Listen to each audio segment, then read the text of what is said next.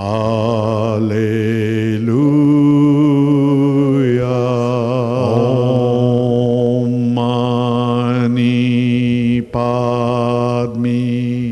Om. Allah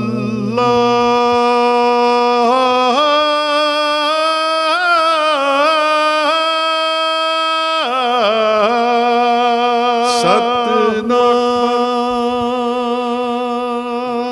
Welcome. You're watching Harmony and Diversity, and we're speaking with Rachel Shields. She's a descendant of the First Peoples of Australia, which in our last program we had a long conversation about what it is to be an Aboriginal woman with the sort of background you have and how you've put it into effect. And you continue on to do heritage type, cultural type training or education, I should say. How does that work, Rachel? So it's organic by nature in that I'm invited by schools or artists, people who are interested in having a cultural conversation. In primary schools and high schools it's beautiful because I always invite the young people to share what they think they know, because I want to know where everyone's at. Sometimes a lot of people just mimic what they've been hearing, and so then we expand on what people think they know. A lot of people are also very careful in that they don't want to be offensive to First Peoples, and they don't often know how to approach Aboriginal people. So we have that conversation as well. A lot of teachers these days, because in the national curriculum now we have Indigenous content, there's a lot of teachers who feel very uncomfortable. They're not sure how to tell stories, if they're allowed to tell stories, how to deliver the history of Australia now that it's been expanded upon. So I often workshop with teachers to help them reconcile themselves with the history of Australia, and facing that and feeling like they have a heritage as well, and accessing their own ancestry to find sense of belonging in themselves, so that they can feel a little bit more comfortable in sharing that aspect of the curriculum. So while they're developing relationship with the local community and learning how to do so, how to just get in touch with the Lands Council, how to go to Indigenous events to meet Aboriginal peoples, to form relationship with. So while it may seem weird because people are going in with an agenda to form relationship, it's kind of like, well, if you're not surrounded by Aboriginal peoples, you got to take yourself to where the peoples are, even though there's an agenda in the beginning to form a natural connection. So I work with people in having that dialogue. And that's very important because, as you alluded to before, particularly people of the original Anglo-Saxon derivation are virtually homeless, in the sense that they're not where they used to be, and they don't actually feel all that comfortable here a lot of the time either. So do you find that they respond well to getting a feeling of sense of place? I find a lot of people break down. There's a lot of healing that occurs. Because there is a trauma, a collective trauma throughout humanity of displacement and colonization. So kind of we've all been colonized. I mean, we're colonized in a sense by a system. So there's a lot of people breaking, and it's an intergenerational healing that occurs. It's also with the children, I always thank every single child. Thank you, because we have just made a difference. By your awareness expanding, it means that now we're sharing more of the responsibility. And the weight is less on my shoulders, because you're carrying some of the awareness now. Now what you do with that is your choice. So there's a group which described Australia as a country founded on grief, and I think that's very accurate, and it's unresolved grief. And what you're contributing to is a resolution of that. That's fantastic. It's really, really important. And part of the way you've put together a story which is, you better tell me what is Rainbow Child Yulwari. Yulwari Gailey. That's better. Okay. And what does that? How does that come together? Yulwari Gailey was initially created as a language resource when I was studying language and linguistics, and it's a dreaming story of how the Rainbow Child came to be. In it, there's a story of Nan Newman, and she's listening to the waters in her dream. And the river tells Nan Newman that the song of love can be heard in all things. So Nan Newman wants to hear and speak all the languages of love.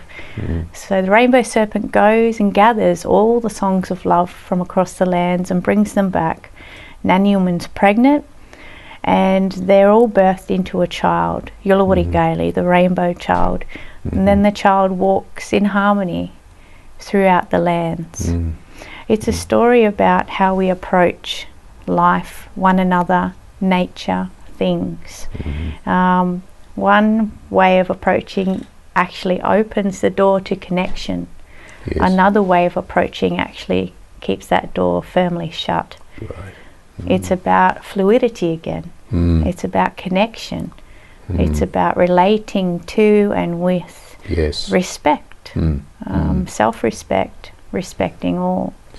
Well, that's a beautiful philosophy. It's a holistic way to approach being, and that's been translated into more than one language, hasn't it? It has. So it's a bilingual story in that it's in English and the Gamilaroi language, but it's also been translated into a dialect of Spanish, Swahili, Arabic, Portuguese, and a number of other languages. But we always keep the Gamilaroi, and it will be in the Wawan language too, throughout every single translation. Right. So it's the place where we meet one another. Right. Yeah.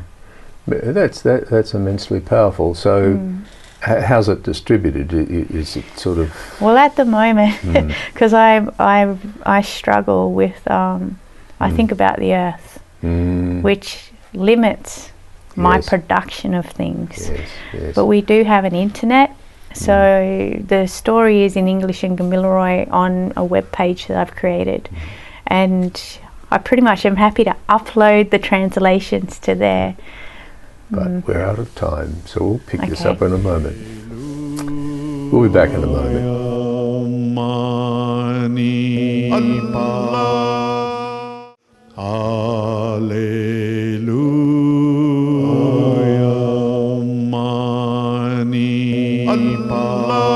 Welcome back. You're watching Harmony and Diversity. And today we're speaking with Rachel Shields. Rachel, amongst other things that you're involved in, there's a thing called a Rare Earth Foundation. Tell us a bit about that. What's the story there? Well, the Rare Earth Foundation are based up in Kuranda, far north Queensland, and it's a beautiful couple, Ram and Maluka. They travel around working in different Indigenous countries throughout Australia, supporting elders and youth in revival of languages, documenting elders before they pass away, and helping basically have cultural activities, but helping us feel comfortable, safe, proud to own our culture, to be embodied in our culture, to keep our culture alive, strong, thriving, reviving. And Rare Earth Foundation have created rare earth oils to generate funding so that they can continue to go out and work alongside elders and youth to help encourage health. That's a big undertaking. Do they have government funding for that? So initially they were getting government funding, but I think the passion has always been to realise the power of a people. And this is the model that they've created, a sustainable model as a social enterprise through rare earth oils to generate a product or create a product to generate funding to sustain Rare Earth Foundation and Indigenous entrepreneurs as well. So how many years has it been going for? Rare Earth Oils was created after the Global Elders Gathering in 2012. 2012. Yeah, Right. so it was created in 2013. But initially, I think beforehand, they've been doing the work for over 10 years. Right. Yeah. And is Maluka an Aboriginal woman? So they're Indigenous to Earth, but they're non-Indigenous to Australia. Yes. Yeah, yes. Maluka Okay. and Ram. Yeah. Okay. And that's a very beautiful way of putting it. Mm. So what happens, like you've got your little book there, which I has got all have. these, perhaps you could take us through some of the Okay. Well, so they illustrations create there. wild harvested native oils. So going out on country and working with youth and elders in wild harvesting, and then distilling our own native oils such as river red gum, lemon scented gum tree oil and ironbark. And then together there's a lab under the house in Kuranda. We create beautiful balms. So everything's organic, and it's one way of bringing medicine to the people. All the profits go into working with youth and elders out on country. Here's some of the balms. And helping revive languages, do positive activities together. Right. Yeah, I'm trying to find the page to show you. There's a, That's fine. They're all good pages. they're Anyway. all beautiful. So this is some of the photos of the work that they've been doing with youth summits, the Global Elders Gathering. They also do a thing called Rare Bikes, where they go out and work with children in building their own bikes. And they've got something to do out on country. Yeah, so Here we go. they'd have a lot of helpers around them, wouldn't they? Well, it's all the countrymen Yeah. as well. Okay. So working together, where they've got a bus that they travel around in, and it's kitted out to teach people how to use media equipment to document, to record language, elders, what's in the nature that we can access as our medicines, our spirit places, to Okay. keep maybe like an online format of that information that's accessible to everyone that's of that country, Right. or to people that want to learn. But mainly it's to have people engaged in activities that it makes you feel good inside, because you're doing something of your community, and Yes. taking notice that your language is actually valuable, taking notice that our elders are valuable, taking notice that our country is valuable. It's something that we know, but sometimes when other people come from the outside in and shine a light on that, you get that sense of it's like pride, but it's not the right word, because it's just a uplift. It's Yes. like, I can use this. This is valid in the world. Obviously it belongs, but it belongs. We belong. We are a people. That's extremely powerful. It's always been something that's puzzled me, is that Aboriginal culture, 40,000 years, and I think that's an underestimation by a long shot, but 40,000 years. In 40,000 years, people must have learnt something, and it has a huge amount of value.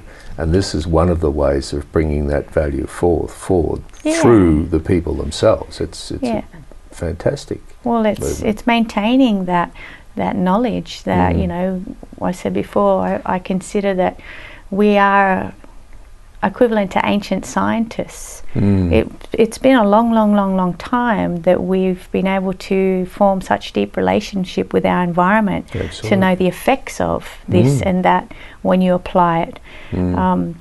That knowledge is super valuable, and it's there. It's here. It's in the landscape. It's in the people. Yeah. Let's look after it.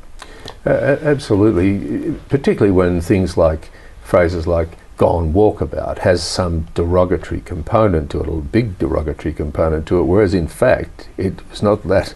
It was actually going to my cathedral. It was like going to my church. It is a lot of parallels with the spirituality with, say, the white tribe, to call them something, to give them a title, are used to. And by doing it this way, it really gives it an edge where people can appreciate it. It's wonderful. It's like questioning a raindrop. A raindrop's always on a walkabout. You know, it's in the design of something bigger than itself. Exactly. And it's always travelling. And time's bigger than itself, and it's always travelling as well. So Yeah. we'll be back in a moment. Okay. We'll be back in a moment. Mani Allah. Alleluia. Mani Allah. Welcome back. You're watching Harmony and Diversity, and we're speaking with Rachel Shields. Rachel, on your website, I noticed a title called "The Land That Speaks." That's a really catchy sort of a phrase. What's that about? So The Land That Speaks was inspired by me constantly nagging one of my brothers, let's do something together. Like he speaks and sings in language, and that inspires me. He keeps his culture intact. Gamaroi Newman. And so he finally said, I'm going to come and let's do something. So I dreamt into that, and what came was The Land That Speaks. It's a performance which involves Gamaroi and myself. We're representatives of Aboriginal Australia, considering we live in Australia.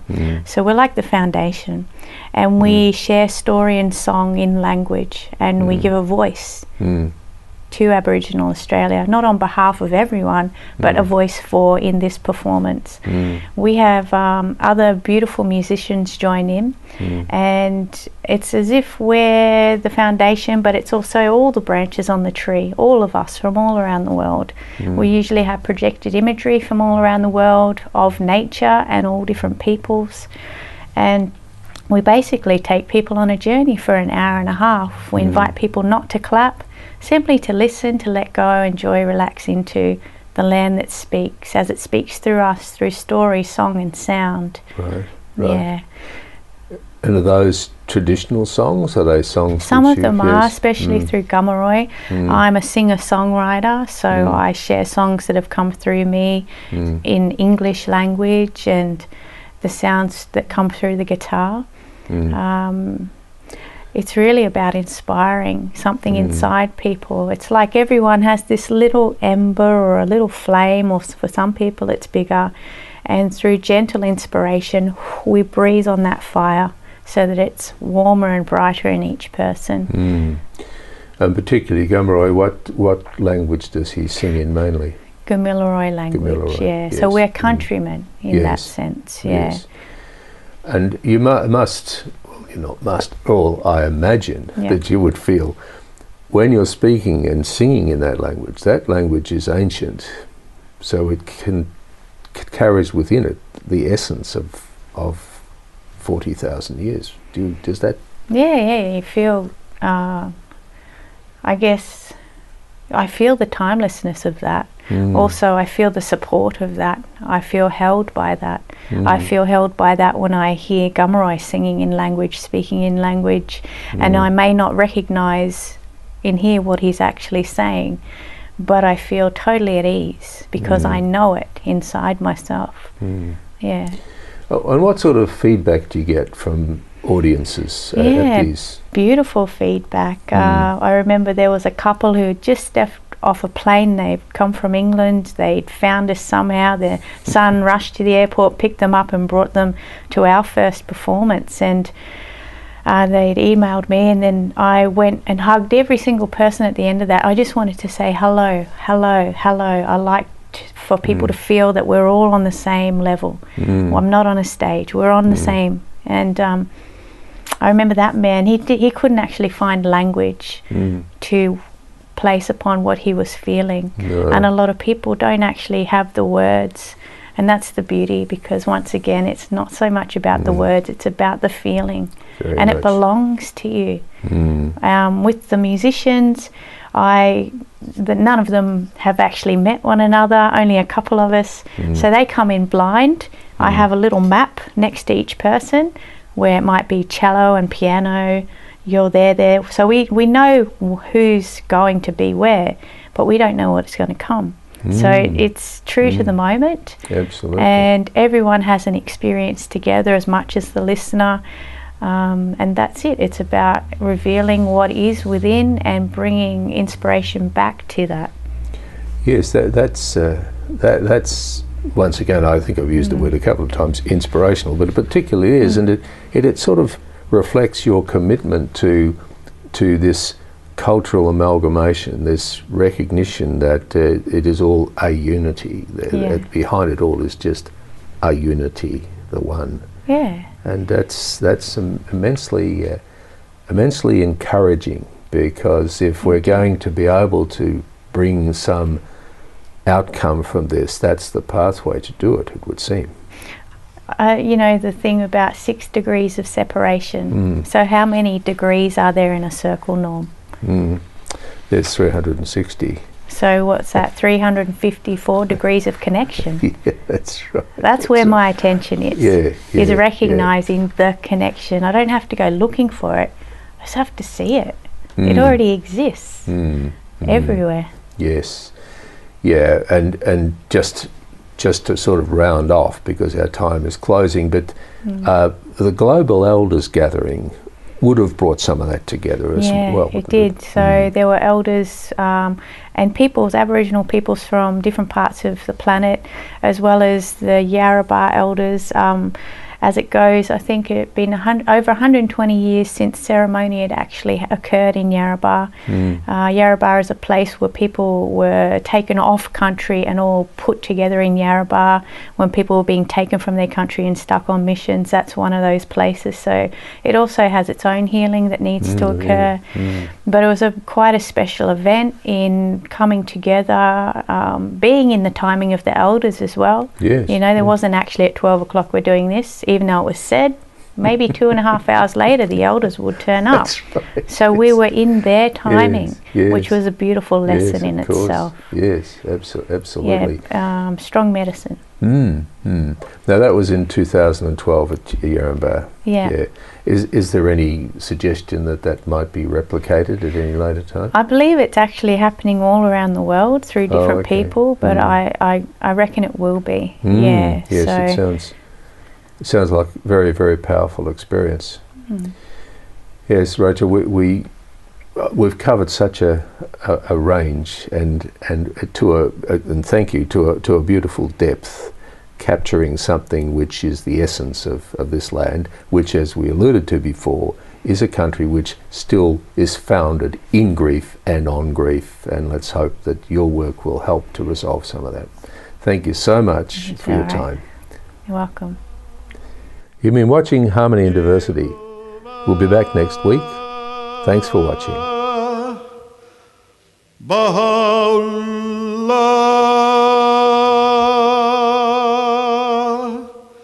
Shanti Om.